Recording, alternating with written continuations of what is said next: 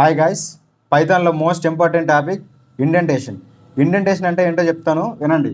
Indentation అంటే మిగిలిన programming లాంగ్వేజెస్కి పైథాన్కి ఉన్న డిఫరెంట్ ఏంటంటే ఇండెంటేషన్. ఆ ఇండెంటేషన్ ఏంటంటే చూడండి, సిలో కానీ జావాలో కానీ ఇఫ్ స్టేట్మెంట్ తీసుకున్నప్పుడు దీనికి సంబంధించిన బ్లాక్ ఆఫ్ కోడ్ రాయాలంటే ఈ కర్లీ బ్రాకెట్స్ యూజ్ చేయాలన్నమాట.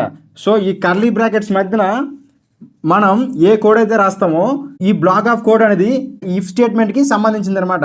అదే పైథాన్కి వచ్చేసరికి ఈ బ్లాక్ ఆఫ్ కోడ్ రాయమన్నమాట, ఈ కర్లీ బ్రాకెట్స్ని యూజ్ చేయం. సో పైథాన్లో ఏం యూజ్ చేస్తాం? ఇండెంటేషన్. సో పైథాన్లో యూజ్ చేసేది ఏంటి? ఇండెంటేషన్. ఈ కర్లీ బ్రాకెట్స్ బదులుగా పైథాన్లో యూజ్ చేసే ఇండెంటేషన్. ఇండెంటేషన్ అంటే ట్యాబ్స్ ఆర్ స్పేస్. అర్థమవుతుంది? చూడండి, పైథాన్లో ఒక ఇఫ్ స్టేట్మెంట్ తీసుకున్నాం.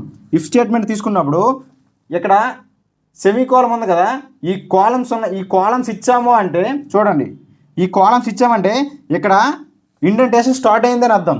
సో ఇక్కడికి వచ్చేసరికి స్టేట్మెంట్కి ఏదైనా సంబంధించి కోడ్ రాయాలంటే ఇక్కడ స్పేస్ ఇవ్వాలన్నమాట.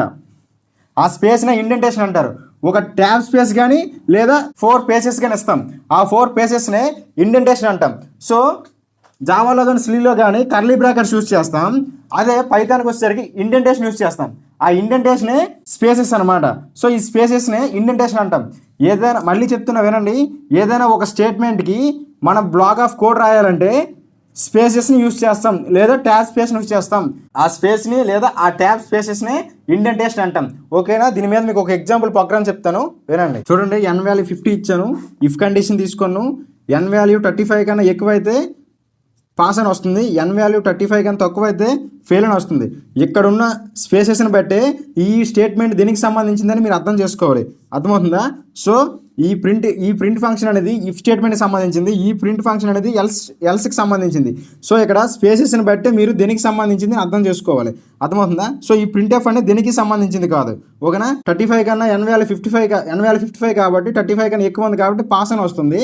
ఒకవేళ n వాల్యూ 30 ఉంటే 35 కానీ n వాల్యూ తక్కువ కాబట్టి ఫెయిల్ అని వస్తుంది అనమాట. ఓకేనా? సో ఇది ప్రోగ్రామ్. ఇక్కడున్న స్పేస్ని బట్టే మీరు ఈ స్టేట్మెంట్ అనేది ఏ స్టేట్మెంట్కి సంబంధించింది అనేది మీరు ఐడియా చేసుకోవాలి. ఓకేనా? ఇది ఇండెంటేషన్ అంటే.